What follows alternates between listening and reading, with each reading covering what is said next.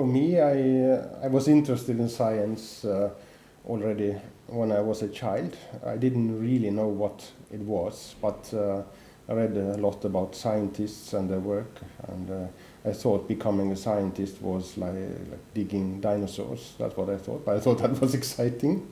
And then I read about meteorology, I read about volcanoes, I read about physics, everything that I could come over. So I really knew that I wanted to do this, but didn't really know much what it was like. And then many years later, when I came to university, then because I knew I wanted to go to university, and then together with May-Britt, I then began studies of psychology, and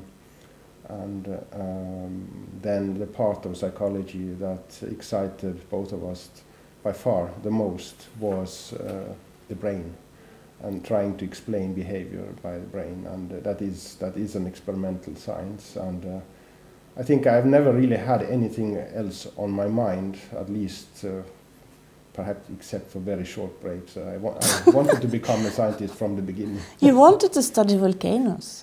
Yeah, I mean the field is open. For a long time I wanted to become a physicist and work on elementary particles, and but now I'm so glad that I ended up in the brain. So.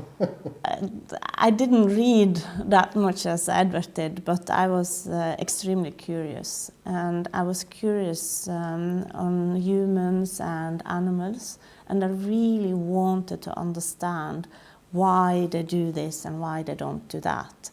And when I became older, then I knew that I would have to go to the university in order to do this, but I didn't, as Edvard, I didn't know how. So when I went to the university finally, then I started to study mathematics and physics, because those were the topics I loved in the high school. But I didn't know what kind of job I could get.